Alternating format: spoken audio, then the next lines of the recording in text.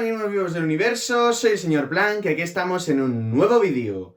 Hoy vamos a hablar de física. ¡Empecemos!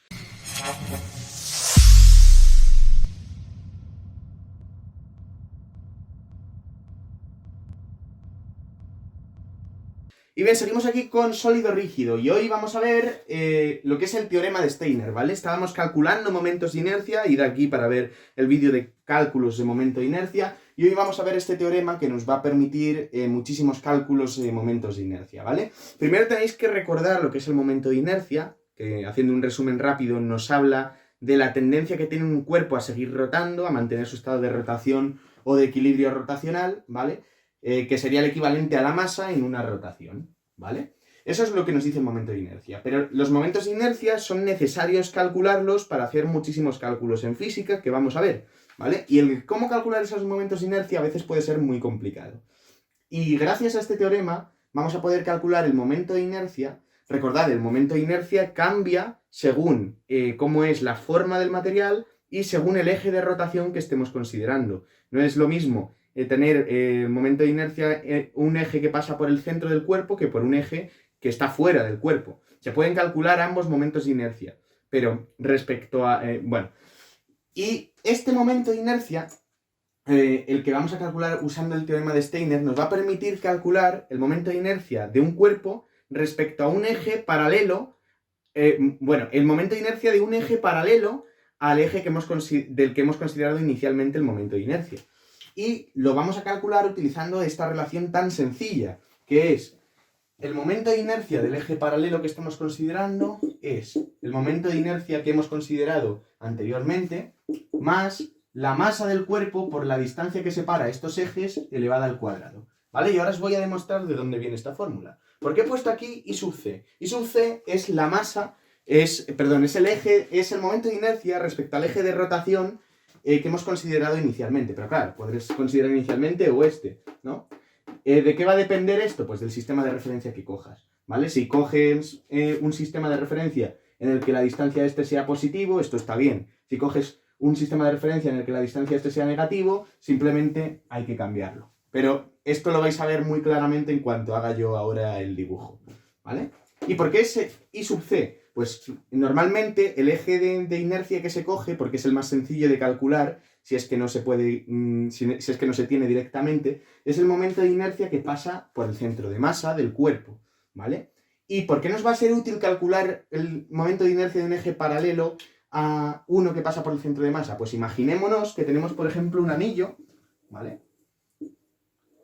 Que está rotando a partir de una varilla que está aquí colocada, ¿vale? Esto se conoce como péndulo físico, ya lo veremos más detenidamente en el capítulo de oscilaciones. Fijaos, este es un anillo que va haciendo así, pin, pin, y hace así, pin, pin, pin, actúa como un péndulo, ¿vale? Pero oscilando, rotando, en cierta medida, ¿vale? A través de este eje fijo, ¿vale? Si nosotros consideramos la varilla despreciable, podemos hacer lo siguiente, fijámonos. Nosotros sí que podemos saber de un anillo cuál va a ser el eje que pasa por su centro de masa. El centro de masa del anillo está aquí. Fijaos en el hueco, ¿no? Entonces aquí tenemos un eje respecto al que, si el anillo rotase respecto a este eje, podemos calcular el momento de inercia que tendría, ¿vale? Entonces, este es lo que vamos a llamar I sub c, ¿de acuerdo?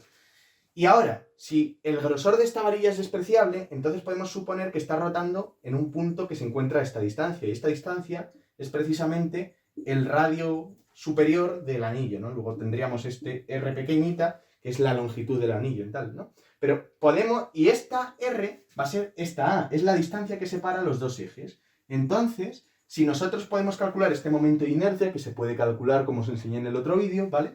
Nosotros automáticamente podemos calcular el momento de inercia que tiene este anillo rotando respecto a este eje y por lo tanto podemos tranquilamente describir cómo funciona este mecanismo. O sea que, para que os hagáis una idea, es muy útil. Y ahora vamos a considerar el caso general. Ya no hablando solo de sólido rígido, sino en general de una partícula, ¿vale?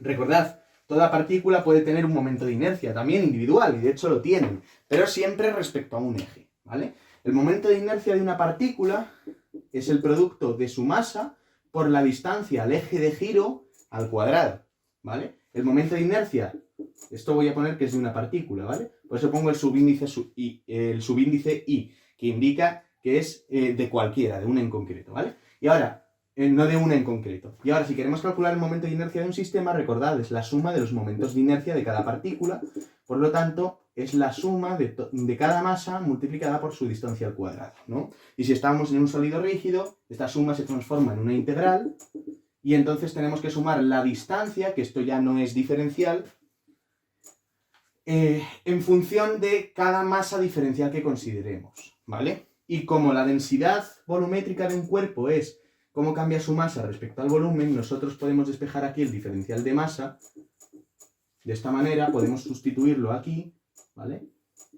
Y ahora, si esta densidad es constante, sale de la integral, si no ya lo veremos, ¿vale? Y esta distancia al eje de giro se puede calcular en función del volumen. Podemos poner esta distancia al eje de giro en función del volumen, podemos calcularnos un elemento diferencial de volumen, sustituirlo aquí en función de esta distancia y entonces resolveríamos esta integral. Pero en el caso que nos ocupa va a ser suficiente para demostrar este teorema simplemente utilizar la definición para un sistema discreto de partículas. Por supuesto es extensible aquí, pero para la demostración en concreto es complicarse a lo tonto, ¿vale? Porque si lo es para la suma, lo va a ser para la integral. Bien, entonces supongamos, ¿vale? Supongamos que nosotros tenemos una partícula suelta, o un sólido rígido, nos da igual, un cilindro mismamente, ¿vale? Que está rotando alrededor de este eje. Este va a ser el eje Z, voy a considerar que está rotando en este eje, ¿vale? Y tenemos este sistema, ¿vale? ZC, voy a poner XC y sub C. Vamos ya a considerar, por ejemplo, un cilindro que está rotando aquí, ¿vale? Y voy a considerar el momento de inercia de una partícula genérica, de esta, ¿vale? Entonces voy a borrar el cilindro para no liarnos, ¿vale? Pero está haciendo a una partícula cualquiera de la superficie del cilindro, que está rotando respecto a este eje, y esta partícula, por supuesto, también está rotando respecto a este eje, ¿vale? Esta partícula, fijémonos, voy a ponerla aquí, por ejemplo, va a tener aquí un determinado vector de posición. Es decir, va a tener una coordenada en X, ¿vale? Va a tener una coordenada en X, va a tener una coordenada en Y y va a tener una coordenada en... Bueno, estaría por aquí el cuerpo, ¿no? Pero va a tener una coordenada en Z. Vamos a poner que está aquí, ¿vale? Vale. Va a tener una coordenada en X, una coordenada en Y y una coordenada en Z. Pero el eje respecto al que está rotando es el eje Z. Entonces lo que nos interesa calcular es la distancia de esta partícula al eje Z. Y todas las partículas que se encuentren en esta superficie se van a encontrar a esta distancia R sub C, ¿vale? De este sistema de ejes. Vale, y ahora consideremos que queremos ver cómo rotaría este cilindro respecto a un eje. No necesariamente tiene que estar rotando, pero esto nos va a servir para calcular el momento de inercia que tendría si estuviera rotando. Pero ahora imaginémonos que el cilindro en realidad no está rotando respecto a este eje, ¿vale? Sino que está rotando respecto a este otro eje paralelo, Z, X e Y, ¿vale? Es decir, un cilindro que está haciendo así, ¿vale? No está rotando sobre su propio eje, sino que está rotando respecto a otro eje. ¿Lo visualizáis? Sí. Pues fijémonos, la distancia que une estos dos centros de estos dos sistemas que son paralelos es esta distancia A, ¿vale? Las coordenadas de este punto en este sistema van a ser estas. R, vamos a tener una X que va a ser la misma, ¿vale? Vamos a tener como Y A más esta Y sub C, ¿vale? Voy a poner Y es A más Y sub C, voy a poner X es X sub C, y la Z nos da igual porque son ejes paralelos, ¿no? Pero sería la misma. Bien, ahora vamos a calcular el momento de inercia que tenemos respecto a este eje, el momento de inercia que tenemos respecto a este eje, y vamos a llegar a esta fórmula, ¿vale? El momento de inercia que tendríamos respecto a este eje de rotación, usando esta fórmula para una partícula genérica, ¿vale? Sabemos que es esto, o para un sistema de partículas, nos da lo mismo. Necesitamos la distancia de esta masa al eje de giro, ¿vale? Y esta distancia es esta, R sub C. Todas las partículas que se encuentran en esa superficie, que es una superficie cilíndrica, todas ellas se van a encontrar a la misma distancia, ¿no? ¿Y esta distancia cómo la sacamos? Pues esto forma aquí un triángulo rectángulo, Pitágoras, tan sencillo como eso. X sub C al cuadrado más Y sub C al cuadrado. Entonces, esta es la tercera relación que voy a poner. R sub c es x sub c al cuadrado más y sub c al cuadrado. Y ya puestos respecto a este sistema, o sea, respecto a este eje, ¿vale? El que es paralelo a esto se encontrará a otra determinada distancia r, que será x al cuadrado más y al cuadrado, o sea, x sub c al cuadrado, en términos de x sub c, más esta distancia a más esta y, que es lo que me diría esta y en este sistema, ¿vale? Más y sub c más a, todo ello al cuadrado. Y aquí hay que desarrollar la identidad notable y nos queda y sub c al cuadrado más 2 y sub c a más a al cuadrado. ¿De acuerdo? Bien, y ahora ya puedo borrar este dibujo tan asqueroso que he pintado y podemos ponernos simplemente a hacer cálculos. Bien, si yo ahora calculo el momento de inercia, lo puedo calcular con la integral, lo puedo calcular con esta suma, nos da igual.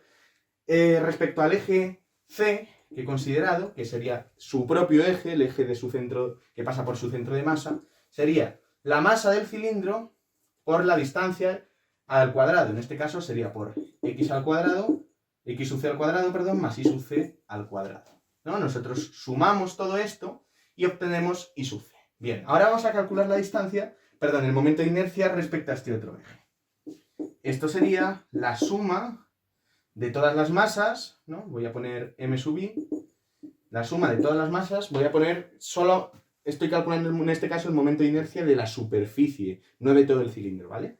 O sea, de un cilindro hueco, ¿de acuerdo? Estoy calculando m sub i por r sub c, perdón, por r, que es esta, al cuadrado. Y r es todo esto, ¿no? Pues será m sub i por x sub c al cuadrado más y sub c al cuadrado más 2 y sub c a más a al cuadrado. O sea, que esto es, si nosotros hacemos esta separación, esto es esto, ¿vale? Nosotros podemos separar las sumas, ¿vale? Esto sería m sub i por 2 y sub c a más la suma de m sub i por a al cuadrado, ¿vale? Y ahora fijémonos, esto de aquí es y sub c, es el momento de inercia respecto al eje que hemos considerado inicialmente. Más este término de aquí, que ahora veremos lo que vale, más este término de aquí, como la a es constante, la distancia entre los dos sistemas de eje la suponemos fija, este a sale del sumatorio, ¿vale? Y entonces tenemos a por la suma de todas las masas, podemos considerarlo m grande, que es, entonces esto es, ¿vale? Bueno, como existe la propiedad conmutativa, lo voy a poner aquí, m grande por a al cuadrado. Y dices, ya habríamos acabado. Bueno, pero tenemos este otro término. Y ahora, vamos a ver cuánto vale este otro término. Y es que, si nos damos cuenta, fijémonos en lo que pasa. Esto es, bueno, a es una constante, a puede salir fuera, ¿vale? Y ahora tenemos esto de aquí, que es la suma de cada masa multiplicada por 2 veces la altura a la que se encuentra, ¿no? Y esto nos recuerda un poquito, si nos damos cuenta, a la fórmula de, en este caso, la I del centro de masa, ¿vale? La I del centro de masa va a ser la suma de todas las masas, esto es, por todas las distancias a las que se encuentra, ¿vale? En este caso es la misma, entre la masa total. O sea que esto es lo mismo que la masa por la I del centro de masa. Pues eso, nos quedaría este término, que lo voy a poner aquí, ¿vale? Que sería más 2 a la masa por la I del centro de masas, ¿vale? Pero si nosotros hemos puesto, fijémonos, si nosotros hemos puesto el sistema justo en el... O sea, esto es un caso particular, esta fórmula, perdón, de esta que sería la más completa, ¿no? Pero casi siempre, por no decir, el 99% de las veces vamos a usar esta fórmula. Pero conviene tener en mente esta. Si nosotros estamos calculando el momento de inercia respecto a un sistema de coordenadas que hemos puesto justo aquí, ¿no? En el centro de masas, este sería el sistema C del centro de masa, ¿no? Y nosotros teníamos aquí otro eje paralelo, pero nosotros estamos calculando el momento de inercia del cilindro que está rotando respecto a su propio eje. Hemos puesto el sistema de referencia justo en el centro de masa, ¿vale? Pues la I del centro de masa respecto a este sistema que está puesto en el centro de masa, va a ser 0, ¿vale? Porque justo aquí en el origen, este es el centro de masa, ¿vale? Y entonces aquí tenemos el punto 0, 0, 0, ¿vale? Entonces este término se hace 0 y llegamos a esta fórmula, que es la que vamos a usar casi siempre. Y recordad, es solo si esto es medido desde el sistema que ponemos en el centro de masa, si no hay que añadir esta pequeña corrección, pero vamos, los ejercicios están planteados para que uséis esta fórmula de esta manera. Así que nada, eso es todo por hoy. Dadle a like, suscribíos y compartid este vídeo por vuestras redes sociales. Como los átomos comparten sus electrones para combinarse entre sí. ¡Nos vemos!